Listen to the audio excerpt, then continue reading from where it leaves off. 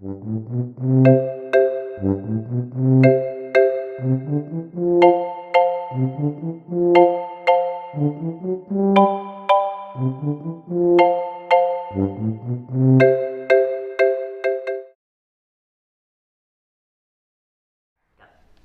morning, Mary Manning. Good morning.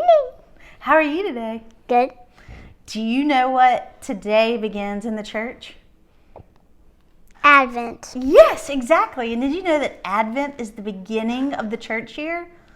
Uh-huh. You did? Well, today we're going to do something very special. We're going to make something special that helps us count down the days in Advent. You ready? Mm-hmm. Let's listen. Okay, are you ready? Hi. Hello. We're so glad to be back. Today is a special day at church. We're going to do something super fun. But first, I am going to read a book that makes me think of the super fun thing that we're going to do at St. Andrew's Church today. Do you know what this book is called? This Little Light of Mine. That's right. Do we know? Have you ever heard those words before? You have? Mm-hmm. Do you sing those words ever? Can you help me read it then? Mm-hmm. Okay. Are you ready? This little light of mine. Oh, look at her with that light. This little Light of mine. I'm gonna let it shine. This little light of mine. I'm gonna let it shine. This little light of mine. I'm Gonna let it shine. Let it shine. Let it shine. Let it shine. Okay, can you show me how to hide it under A a... bush, oh no. I'm gonna let it shine. Hide it under a bush, oh no. I'm gonna let it shine. Hide it under a bush, oh no. I'm gonna let it shine. Let it shine. Let it shine.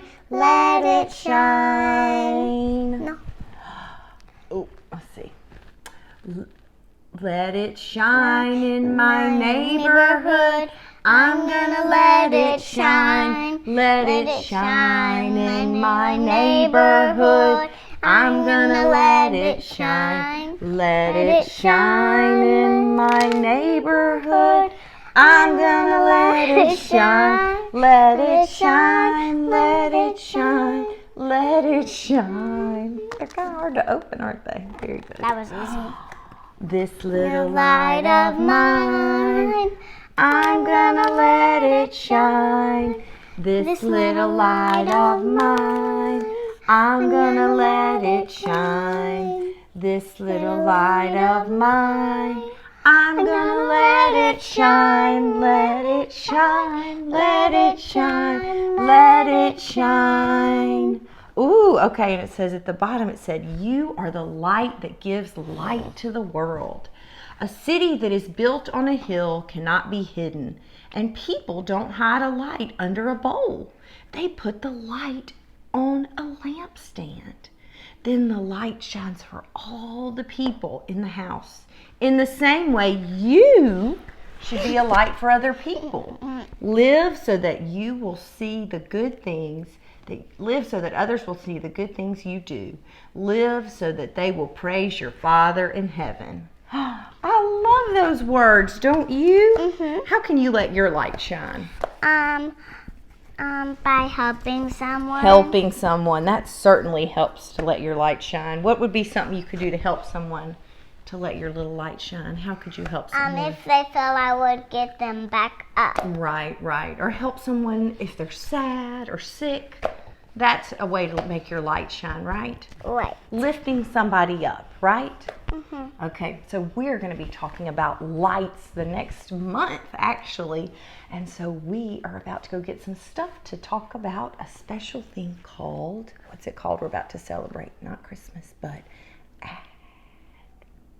Advent. Advent. Very good. Okay, let's go get our stuff. It's All right. So you'll get something like this. It's a little Advent book, and it tells you about this. So we are going to make Advent wreaths. Now tell me this. what shape is this? Circle. A circle. And do you know what? It is symbolic for something.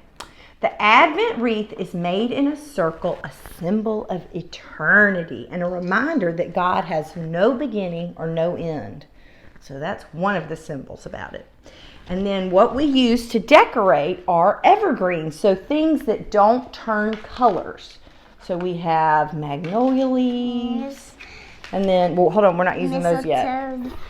It's not mistletoe. Hold on, this is, okay, so evergreens are used to decorate, and it is, evergreen is ever alive, and because like in the wintertime, you know how leaves fall off the trees and some things die? Yeah. Well, some things don't die. Magnolia leaves stay, they stay green. Like these. Like these, yes, that's right. And that is a symbol of resurrected life. Who was resurrected from the dead? Who came back to life? Jesus. That's right, very good. So this is actually, you thought it was called mistletoe. This is called holly. It's called holly, and holly is, there's red in it, and it reminds you of the crown of thorns that Jesus wore on his head. And then you can also use pine cones, nuts, seed pods to symbolize eternal life. We use blue candles because it was used in the church before the 12th century. It symbolized royalty and the coming of the king. Who was the king that everyone was waiting for? Jesus, that's right. The night sky before dawn, the sea before creation, and Mary. And then we have 4 candles, and this is what's going to help us count down to Advent. Count down Advent, the weeks. I know that one. I've got to fix that one. And so you can decorate it however you want and make it look beautiful. And what we'll be doing the next few weeks is talking about each candle and different parts of our Advent story. Yeah, the middle one. You know. We'll talk about that at the end. That's right, because that's when we have Christmas. That's right. So y'all have fun decorating your Advent leaves and talking about Advent, and we'll see you next time. Say bye. Bye.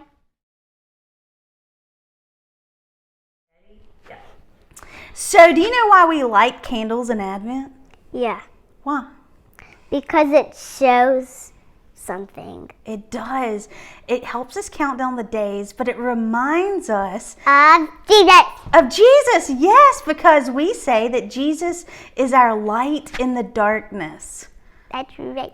Yeah, and that's why we say, let your light shine like Jesus. So this week, everyone, I hope that you will make your own Advent wreath and pick up an Advent bag at the church. You can email Reverend Katie and she'll help you get one. And we'll have fun counting down the days of Advent, because what happens at the end of Advent?